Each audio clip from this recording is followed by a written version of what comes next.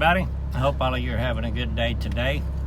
We just finished with today's feeding, our Saturday morning feeding, and we have another large group of children we're going to feed Christmas Day, 230 children, and we are steadily chipping away at our goal for 1,000 meals provided for the month of December, and thank you guys so much for making that possible.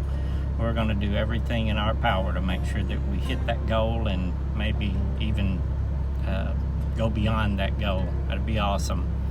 I want to talk a little bit today about God's grace and mercy. Most of you know my testimony. Up until I was 45 years old, I was a drug addict, hooked to pills, and I smoked acres of weed. I know there's a lot of people out there that use marijuana for medicinal purposes, and I'm not cutting on you or anything like that. But me personally, I used it as a crutch. I didn't want to go anywhere unless I was high, stoned on weed, and on top of that, pills, alcohol, whatever. And on top of all of that, I was addicted to cigarettes for 30 years. And cigarettes is something I didn't think I would ever break free of because, I even thought at times, if I ever get off of drugs, I'll never do drugs again. But I was always thinking, I'll always smoke, even if I don't do pills or weed anymore. I'll always smoke cigarettes. It's just something I never thought I would be able to give up because I tried so many times and I could not do it with my power. And on June 14th of 2012, whenever I heard the voice of God call me, and I answered that call, I experienced a love that is supernatural. It's a love that cannot be explained with human words. It's almost impossible, but in an instant, all of those addictions were gone. Everything was done. And I can never, ever boast and say that I did a thing, because I didn't. God did it all. Okay? But now I have belief, faith, real faith, that comes from knowing God. Okay? And I see a lot of people out there who, it's written that people traded the truth for a lie, and they started worshiping creation instead of the Creator. And, I see a lot of people out there doing that.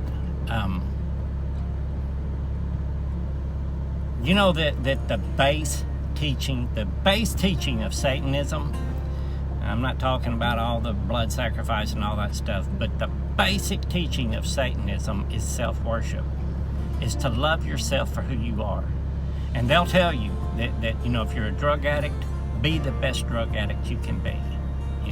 If you're a pedophile, be the best pedophile you can be. Just embrace yourself, because Satan loves you anyway.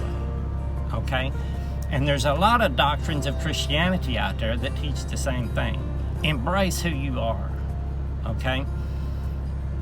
You see, the way I see it, because of what I experienced, God received me the way I was. I couldn't turn away from all those drugs and all those things and then come to Him.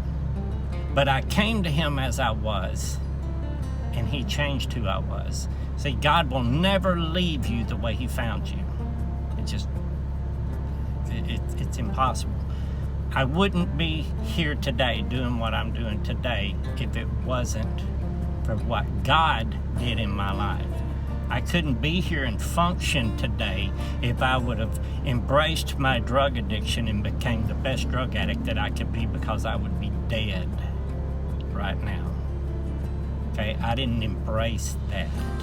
I didn't worship myself. Now, do I hate the person that I was? No. I embrace what I was, but I love what I am now, because see, without being who I was and having all those experiences that I experienced, I wouldn't have the testimony that I have now. You see, I know what it's like to be dead to be of no value. And I know what it's like to be lifted up in God's never-ending mercy and grace. Anyway, thank you guys for following along. Thank you for sharing, liking, and donating to Future Love. Without you guys, we couldn't do it. Without your hearts of gold, we couldn't do it. And we love you all. God bless.